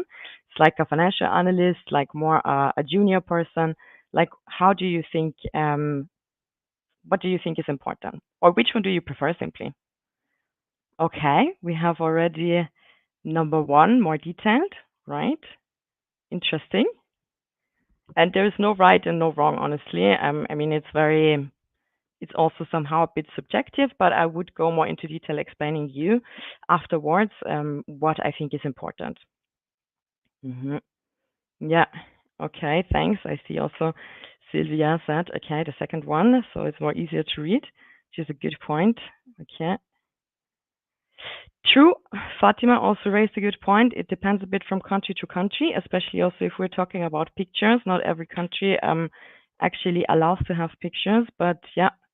Okay, interesting. Yeah, definitely. Thanks for sharing your answers. Obviously, both of them are possibilities. Both of them are well done. I think there's just some things to highlight if we are looking into it a bit deeper. So me, looking and speaking from the recruitment side, I chose actually the second one, and it's because some certain things that you guys also already mentioned. Like there are a couple of things that I would like to see on a CV, and that also makes it easy for me to understand what the person is doing, and like what are your skills and what you want to basically achieve. Okay, so it's nice, of course, to get like a quick introduction about yourself, as you can see, like in 2-3 sentences, just simply stating, okay, who are you? What are your career aspirations? What are you doing at the moment, right? We would love to start with the experience. So at one view, we already know as a recruiter, like where are you currently working, like sharing your experiences, obviously, like in the timely manner below, and giving a very short overview of your tasks. Like if you think back to the first one, I saw in the comments that basically number one, it was like very detailed. So that's true. I mean, your CV is a resume, so it's just like basically a summary of the things that you have done. I don't need to know all the information of all the projects and all the tasks you have been executing in a position. It will be easier for me, for example, to have like really, even if it's bullet points, the most interesting ones and the most relevant ones for the job and the position that you're applying to. Also, in terms of obviously the education, I mean, list only the one information that is relevant. Like I see sometimes we still have like information about the schools we went to whatsoever. If you have a university education, that's definitely something I would list on. If you don't, you can use also the space, you know, for certificates or other workshops maybe you have done. So that is definitely interesting for us to see like in one view. And then very, very importantly, like highlight your contact details. Like you wouldn't believe how often I encounter that, like there is a wrong phone number or the email address doesn't really, you know, match with where it should go. Definitely put up your LinkedIn link. Okay, so I think you heard already today about it and the importance and how to craft it. We want to, I mean, I would say in 99.9% of the time, a recruiter would always go from your CV if they're interested to check also your LinkedIn profile, okay? Just also to see is the information like coherent, so try to really adapt as well, like your LinkedIn profile, so it matches with what you're saying on your CV. There's nothing that is a bit weirder if we find like different informations in the two sources. So I would really recommend you like make that coherent and make both of it like as a great first impression for the person who is reading the information about you. We have heard already about, I think, visas and so on, sponsorship. Obviously, you can put, you don't have to, but you can put it on your CV. For example, if you're applying in Spain and you are EU passport holder, makes it just easier for the person as well to understand quickly, hey, they can apply for an EA or a TIA or whatsoever. Because again, it's up, I think, to the companies, like it's one-to-one cases, if they're going to sponsor visas, yes or no. But it makes it also faster for you, of course, to move forward. Very important, highlight your skills. So here you could really have like different, not just tech skills or like your hard skills in that sense, but you could really also have like certain soft skills like that I mentioned, let's say in the job description that people are looking for. So it matches a bit also what the company already states that they are seeking. And then of course, I would really recommend to anyone check for grammar mistakes, especially like in the first introduction, let's say sentences, even if it's just a little spelling mistake. A recruiter, I mean, obviously we are also trained to not be biased by stuff like that, but still, I mean, we are humans, and the CV alongside with the notes from the recruiter from the first call will go to the hiring manager, and also their first impression obviously counts of you. So I would really double check that there are so many sources that we can use, if it's ChatGPT whatsoever, to reformulate also how we present ourselves in a CV. Just use that for yourself and create like an advantage. So why I'm saying this is because basically your CV is a bit also your ticket into your future. Take it as an opportunity to really have like a reflective like insight about yourself. Okay, so when you're creating your CV, think about it like your CV is sort of also your brand. And we just heard Daniela talking about how important it is to brand yourself. Your CV definitely helps, to give people a first impression on who you are, what's your value, and what you can bring to the table. So these are just some guidance questions, that you can ask yourself when you're creating your CV. Like really, what do you want to do? Like, what is the company you want to work for? A small one, a big one?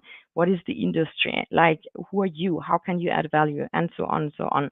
So it's not just this like crazy task of creating a CV that you need to adapt for each and every company, but really take it as an opportunity to think about what is important to you. Okay. Why do I say that? Why is it that important to have like an efficient CV? Does anybody know of you guys like how many seconds a recruiter in average like spends on looking at a CV? I put there different options, so you can just like also comment in the chat if you want, if it's like around A, which would be 6 to 10 seconds, B, 10 to 26, C, 30 to 60, or maybe none of the above. Anybody has an idea? And again, no wrong, no right. I will tell you, I promise. But just wanting to understand if you guys know about like how much time usually we spend to really screen through a CV, have a look before we decide like if we want to look more closely into it. But as like a first, let's say, impression to understand if that person could match the job. Yeah. Okay. Great. So it looks like a lot of you guys are aware of it. Yes, I see like a mix between A to B, but that's very much true. Exactly. It's actually A. So a lot of studies have been showing that it's between 6 to 10 seconds that a recruiter would take to really identify, does this person match like with what we're looking for, like in the overall impression, and then obviously to take more time to evaluate and to interview and so on and so on. And that is if you are as lucky to get to a recruitment team. So when you apply and send your CV, obviously there's also the possibility that you are getting to an ATS, so an application tracking system. And that means that also, the system will actually screen your CV by different keywords that are identified, from the recruiter with the hiring manager of what you're looking for. And I would say this is also a source of how a lot of people, get even, let's say, rejected for a first call quicker because it's like automatically. So it's really, really important to create and have like an efficient, nice looking CV. It makes sense to spend some time and simply invest your energy in that. So as I mentioned, your CV is a bit also your ticket in your future. So I would definitely recommend you to spend some time on that and really work it out. It's going to help you to, get further up in the candidates list for sure. So once you've made it, and let's say you have been invited to the call with the recruiter, what's next? Like, what should you do? There's a couple of things that I definitely would recommend you, like tips for preparation. So again, we have been talking already about like LinkedIn and how important is the LinkedIn profile. You can also use that, of course, to your advantage. Like really check out the people's LinkedIn profile that you're going to talk to. Become and familiarize yourself with the person that you're going to speak to. Like know your target audience, okay? Like maybe you can find information there about like where the person studied. Like maybe you did an Erasmus exchange, the both of you, or even you lived in the same city. Like you can find really points that can help you during the interview as well to connect with your interviewer, even if it's simply the recruiter that is going to talk to you first, right? Again, super important, know about the company. Like be ready to summarize in 2-3 sentences just what the company does. You would be surprised how many candidates I speak to on a daily basis that don't, that maybe are not necessarily able to really understand what the company that they have been applying to actually does. Understand as well the role. So if you're applying to somewhere, just make sure that you really know like what's going to be expected from you, and you can derive that from the job description.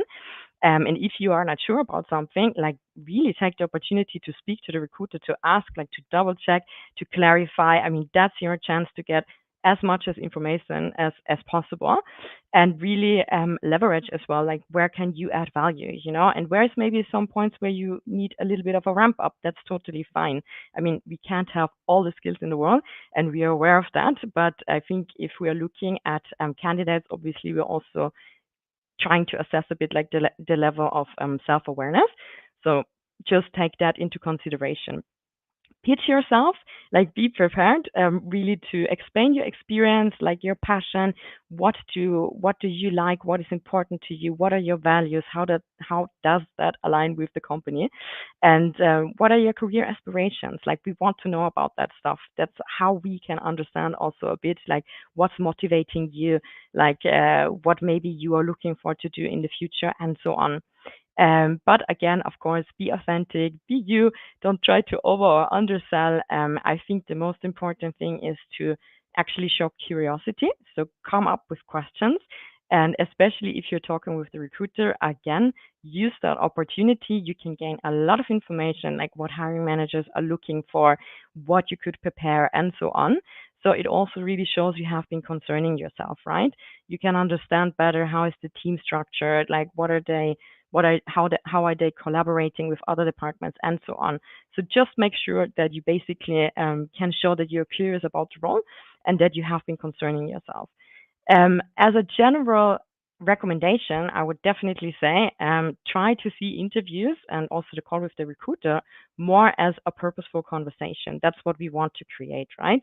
So as much as companies are obviously interviewing you, you are also interviewing them. I know that sometimes it can be a bit frustrating to apply to a lot of companies, have conversations, and so on. And you feel also you are a bit in this situation, you always need to deliver something. I don't think that this is necessarily still, the case right now on the market. I do think that there's a lot of very, very high potential talent, especially also around Spain and of course from everywhere. But companies also need to start to pitch themselves like more. And again, it's how you also take a bit back like the control of your interviewing process. So come up with good questions, see it as a purposeful conversation where you can learn and grow, and you're not the one who is being like interrogated. And also what I would definitely recommend, and this is something that a lot of people still don't do, is like follow up, like send a thank you message after the interviews, follow up with the recruiter on the process. You can ask them like, okay, where am I? What is happening? How many candidates are in the process? And so on. So you get also a bit of a better overview what's actually happening behind of the scenes. Like make the recruiter your best friend. That's my tip for you, really. If you can, I think you can really gain a lot of tips from there, as well as asking for feedback. Like I'm still surprised that a lot of people don't ask specifically for what they actually can improve when they get, for example, rejected. So it's just, accepted that somebody is saying, hey, we found like a candidate we maybe found better suited. Like use again this opportunity to learn and to understand maybe what it is that you can leverage in a different way the next time when you're having an interview, or maybe the next time when you engage with the same company in the future for a different position. So it's a lot of different things that I would say you can do to prepare and to make sure that also you're going smoothly for this process. And these are just, I would say, the ones on the top that I would definitely recommend for all of you when you're engaging in the interview process. And as a last thing that I wanted to mention to you when it comes to really getting into the interviewing process, even if it is with the recruiter, Daniela also, she mentioned it before, like soft skills are super important. That's also what we look at. And that's completely true. I couldn't agree more. How you can prepare for that is really have a concrete look at the job description. What are they naming in terms of soft skills, and come to the interview prepared. Like there's a lot of people who call this like the STAR method, competency-based interviewing, or behavior-based interviewing, as I would say. Okay, and this is just like a really general model of how you can actually make sure you're following a bit of a structure. Like, so you're ready with coming up with a situation that you had in your career. Let's say, for example, the interviewer wants to focus on your collaboration skills, right? So maybe they ask you a question like, hey, when was the last time that you had to collaborate in a team that really didn't get along with each other well? So think about a situation. What did you do in that situation? What was the outcome of the situation? What was really your personal input? What did you bring? How did you react? And why did you do what you did?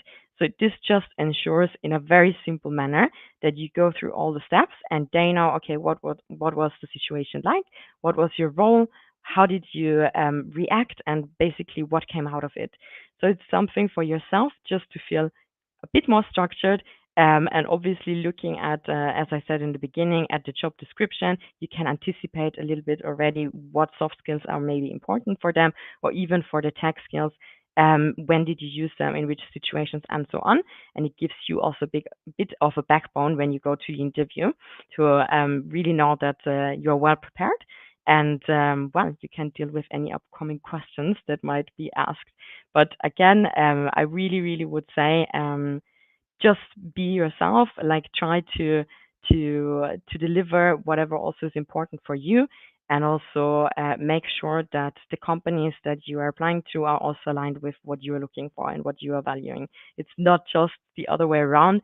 I think to really be happy and to be satisfied, you have to make sure that you like also where you're going. So that you can also can only find out by asking questions and by really making sure you are aligned with everyone you're talking to. And that's more or less it. Thanks very much for the attention, and thanks for participating, obviously. Again, I put here my QR code if you want to connect with me, if you have any questions.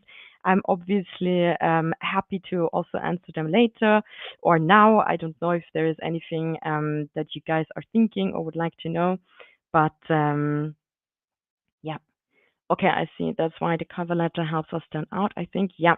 I mean, cover letters, honestly, at this point, I think you can do it. I would focus to do it maybe at your super preferred companies, because it can be also quite extensive, right, to write a new cover letter for each company and so on. I wouldn't necessarily say that it's used so much anymore. I really think that it has more impact that you have a great LinkedIn and a great CV. Of course, if you have the time and you want to do it, add a cover letter on top, but I don't think it's necessary for you to stand out. I see there's another question, Sylvia. Is there a way to identify whether my CV was automatically rejected by the applicant tracking system? Good question. Honestly, I think the only chance that you have is to write to them directly or reach out also to the recruiter in charge. Especially if you didn't maybe get, to a first interview in that sense, you can still figure out like who posted the LinkedIn job and so on, and you can write them directly and say, hey, I was rejected for this role. Could you give me some more specific feedback? So you would understand maybe what was the reason behind, or why you didn't move maybe to a call with the recruiter.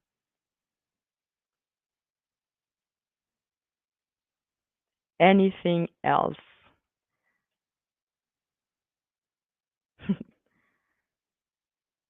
Oh, you're muted, 𝗏𝗏𝗏𝗏. Can you hear me? No. Yeah, now.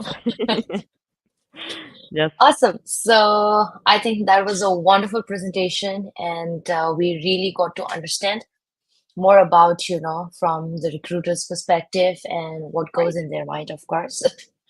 So thank you so much for thanks for leading listening. such Thanks an for having me. interesting discussion. We'll just wait for a minute if we have any other questions, or otherwise, we can move ahead with the upcoming session. Great. Thanks a lot, guys. Awesome. Thank you so much, Camilla. And you can always go back and check this comments if they comment later, right? And yes, it was a great pleasure having you with us today. And I really look forward to more and more sessions like this in the future. Definitely would love it. Thanks so much. Have a lovely afternoon. Bye-bye. Ciao. You too. I guess it's going super, super cool. And I really want to thank all of you for being so engaging and active throughout the session. Now, I'd like to welcome our final speaker for the day. So be with us. Let's welcome Mr. 𝗟𝗏𝗳𝗁𝗏𝗏 Tiwari, Head of Marketing, 𝗂𝗏 Talent.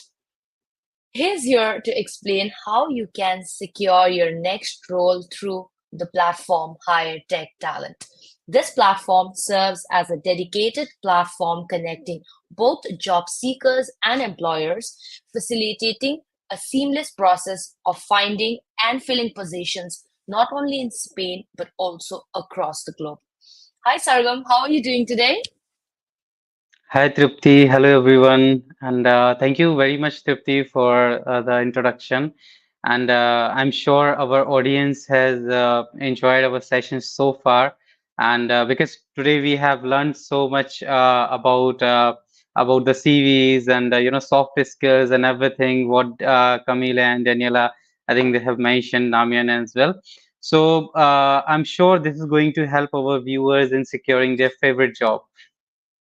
Absolutely. And now you can guide us with how we can look for the jobs. What is the platform that we can use, right? So the stage is all yours, Sagam. Yeah, thank you very much, Tripti, again. And now I'm going to cover about higher tech talent. So what it is and how it is helping tech professionals in their job search. So far that I'll take help of this short presentation, which will definitely help in understanding a better way. So yes, from the name itself, you guys can understand this is the high tech talent, and it's a tech focused job platform. So all the companies who participate in our events, in webinars, in virtual events, or in in-person events, so they hire through our this platform as well. Definitely an in-person event and in virtual events, we will have more opportunity to directly connect with the employees and their team members, where we can not only connect with them on their booth, and we can also understand about them, like what is their hiring process and everything. But yes, we have found like there are many people who couldn't join like the events due to some reasons, so that's why we have built this platform. And so after the event or after any session, so the companies, those who are participating, so they also hire through our this platform as well. And all the registrations of the event is also happening on this platform as well. So yes, this platform is not only playing a role of for job seekers, is also helpful for the employers to get the relevant candidates and how it is. So definitely I will talk a lot more about this and how it is helping the tech professionals in their job search. So yes, it is a part of Tech Jobs Fair, and I'm sure you guys are already like invited to this webinar. So you guys very well know about Tech Jobs Fair. So yes, high tech talent is a part of our Tech Jobs Fair, and we connect skilled tech talents with the top companies across 16 countries. So we organize events not only for Spain, there are multiple locations. So maybe if you are sitting in India or in Pakistan or in Bangladesh, in any Asian country or in US, and if you like to, if you are dreaming to get the job in any other location across the Europe or any other region, so definitely this is our platform where we can help you in getting your job, and not only through our events, through webinars, but also with our platform, this high tech talent. So yeah, now if I talk about like what is the benefits for tech talents here. So here what you have to do, like here the process is very simple.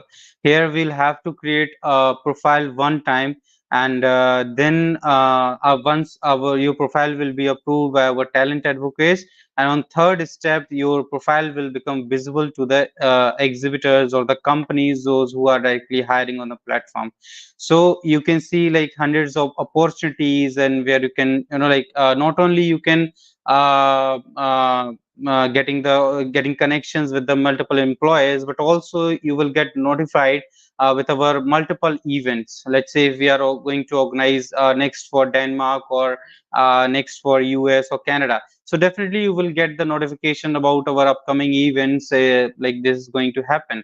So yes, the process I think here is mentioned is about very simple in 4 steps. First step one is creating a profile.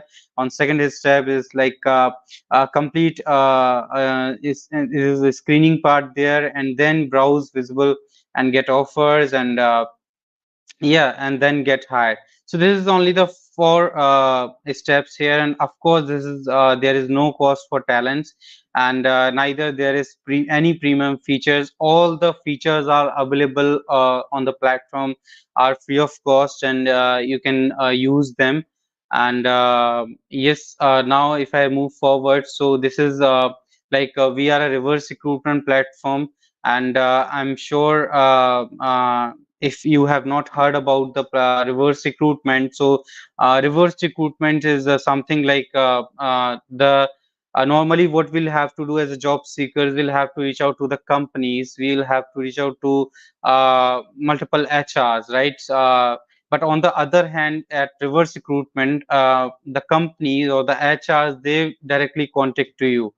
So this is the reverse recruitment concept in short, and this is platform is basically based on this concept where we are helping on tech professionals and sales and management jobs. So here you can see our top listing job seekers profile. So on web developers, DevOps engineers, IT application engineer, or software engineer. So that's are the positions which can, you know, like that if you are looking for jobs in the and you belong from these background, and definitely you can create a full profile on our platform, and this is going to definitely help us. Now here is the question about, like, do you hate cover letters? Because I think I'm not definitely in terms of like we should not send our cover letters, but as a job seeker, if I say so, I'll have to send multiple like cover letters, and because based on the requirements, sometimes we'll have to, you know, like make changes in the cover letters. So yes, we don't want here to cover letters on this platform. So you don't want to lose your time applying hundreds of jobs offers as well. So on the other hand, we'll have to apply multiple job offers, and okay, let's say if I am looking for job for QA engineer, and then okay, this is filter I'm applying, okay, 2 to 4 years, or I have experience of 7 to 8 years, and definitely LinkedIn is a you know, like best platform with provide multiple filters and everything. But here what we'll have to do as a job seekers, we'll have to apply multiple times with our resume and the cover letters. But here the process is completely different. And why we have come up this solution, because there were we have faced multiple hiring problems, so between the companies and the talent. So where because lack of transparency, efficiency, or the technical misunderstanding somehow.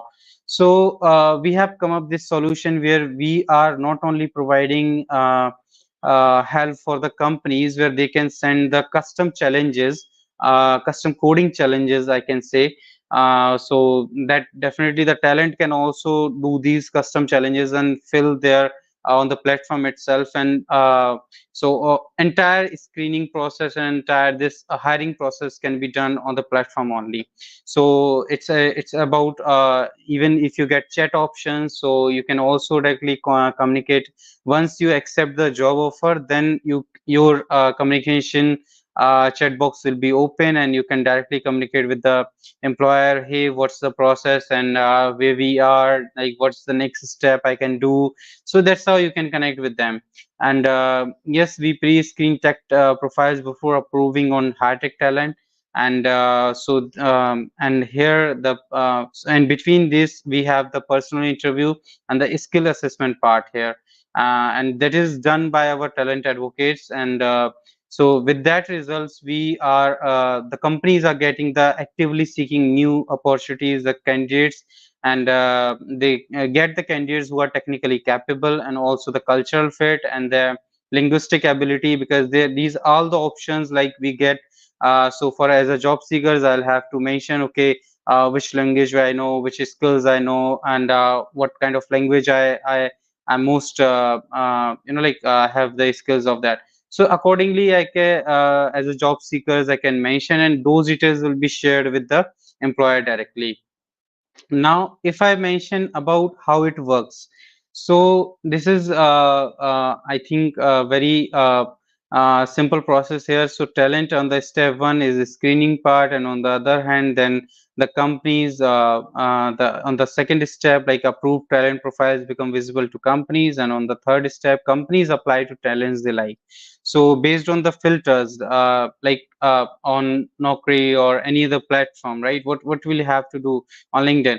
based on the jobs, I'll have to like search the companies, okay, if this is looking this is fit or not. But here on the other hand, here at High-Tech Talent, companies will have multiple filters, and they can accordingly search their like fit talents as per their requirements. So yes, the companies apply to talents they like, and then next step, talents accept the offer. And as a talent, I just have to sit there and wait for the offer. If any company requirement is matching with my relevant skills or my experience, then definitely I'll get the offer, and then it's up to me, like which offer I'll have to accept. So this is the process here. And if we can say how we are different from other platforms, so on the other job platforms, we can say this is the other job platform is like job listing platform. But on the other hand, the High-Tech Talent is functions as a reverse recruitment platform, as I already mentioned about what the reverse recruiting is. And on the other job platforms, the candidates need to apply multiple job listings. But here, the initiate will be done from the companies itself, and the candidates have to apply repeatedly for different positions. But here the candidates will have to one-time profile creation, and companies will apply to talents.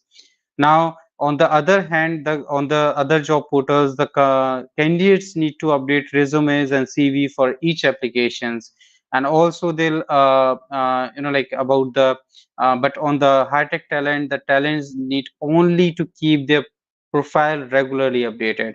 So if let's say if this is currently, if you are not looking for job, or maybe if you get hired, then you can also turn off your profile visibility. And in that scenario, in that period of time, your profile won't be visible to the companies or any employer.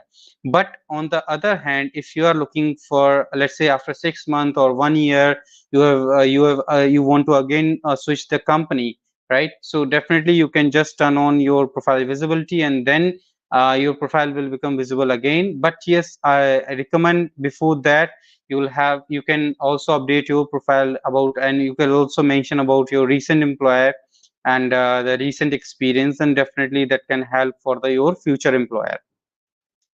Now on the other hand, like on the other job portals, the candidates receive irrelevant interview calls sometimes, which is not usually like looking for. Let's say if I have already mentioned, right, in my CV, or maybe in cover letter, or maybe while applying the application, okay, I'm my expected annual desired salary is XYZ amount. But somehow the companies, because if our CV is already uploaded on platform, then that it will get accessible by multiple companies. So many companies will download your interview, and they directly call you, right? So as a job seekers, I also face that problem. So here the talents get exact or similar calls as per requirement. Why? The reason is simple, because the employers will get only those profiles who are matching with their criteria. So this is the I think very important part of this High-Tech Talent. And on the other job portals, I can say candidates wait for interview invites from companies, but here the talents can choose which interviews to accept, and it's on your hand. And next is the companies listed come from various industry type, but as I already mentioned, this dedicated platform is only for the tech professionals, so for only the tech job seekers. So yes, if you are from the tech background, or if you want to explore in tech, or maybe start your career in tech, then definitely this platform is for you.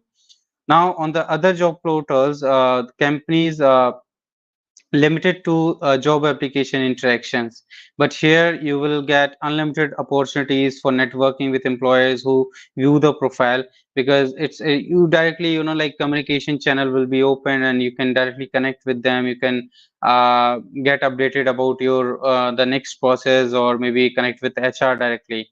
And on the other job portals, I can say last but not the least, I think the response time is dependent on the company. But on the High-Tech Talent, the response from the companies may happen more quickly. Why? The reason is simple, because at first step also we are providing the screening talents to the companies. So companies will also, if they are getting relevant candidates, let's say 10 candidates or 20 candidates according to their requirement, then definitely their their communication time that is more quickly than as comparison to the on the other job boards. Because on the other job boards, if we try to understand as a HR or as a hiring manager, so as a hiring manager I'll have to screen multiple resumes and I'll have to go through these multiple resumes, right? But on the other hand, on high tech talent, if I'm hiring the or I'm looking the platform, I'm looking the talent on high tech talent, then I can only select that person which is relevant with my profile or with my requirement, right? So this is, I think, a common difference from others. But yes, I'm sure if anyone would have any question about the platform, so definitely we can you can mention in the comments, and we can talk on this.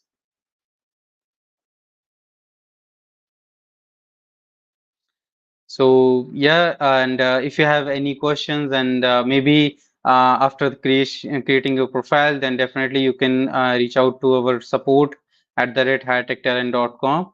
And our once you create your profile, your one of the talent advocate, one of the team members will assign to your profile, and that person will connect with you. That will have the one-to-one screening interview, and once you give the all the details and everything, then your profile will get approved. So this is the, I can say, the step one process. And yeah, I think after once your profile will be approved, then definitely it will become visible to the employers. So yeah, I think it's all about the high tech talent. But yes, if you have any questions or anything, I think we can discuss, Tripti. No, I think it is pretty clear, like very explainable. And thank you so much for sharing these. I hope this will turn out to be beneficial for the job seekers, not just in one country, but it's like global, which is a good thing, because a lot of people are sitting in one place and they want to work for international companies or they want to start working for global companies. So that's a very nice thing to understand. And all of the job portals are very traditional. So this one's really exciting to get that, reverse kind of thing where you just create your profile once and it's the company is reaching out to you. So thank you so much for sharing that, Sargam. Let's take a minute to see if there are any questions. Yeah, is there anything that you would like to add? Yeah, it seems like we have a question here. Okay, so how big is the company database who are looking for tech roles in high tech talent platform? So the company's database is it's about the as many company joins, so we can say like we have like particular database. But yes, as the companies, as per their requirements, they list their profiles. Okay, let's say XYZ or 4 to 5 profiles they are hiring. So then accordingly on the employer or on the recruiter side, so yeah, I can say I think minimum 4 to 5 profiles that the company usually hire through the platform. So yeah, but yes, for employees as well, it also depends on like about their requirement and on what number of positions they are looking for. Absolutely. Well, thank you so much, Sargam, for sharing such insightful information about the platform. And as you mentioned, guys, it is very important to complete your profile 100% for the job search. So I would recommend you to create the profile and complete it so that you get that one-on-one interaction with the talent advocate and get more information about the platform and how to use it. Thank you, Sargam, for joining us and for your valuable time. Thank you, everyone. Thank you. Well, this brings us to the end of the webinar. I want to thank each one of you from the bottom of my heart for your commitment to making this webinar a huge success. Without your support, this wouldn't have been possible, guys. And thank you so much for being so engaging, participating actively. And I really look forward to your participation in our upcoming webinars, events, or any sessions, right? So All the best to each and every one for your future endeavors. And if you have any queries, any questions, feel free to reach out to me, our speakers, or you can also get in touch with us through our website, techjobsphere.com. Until next time, everyone, take care and bye-bye.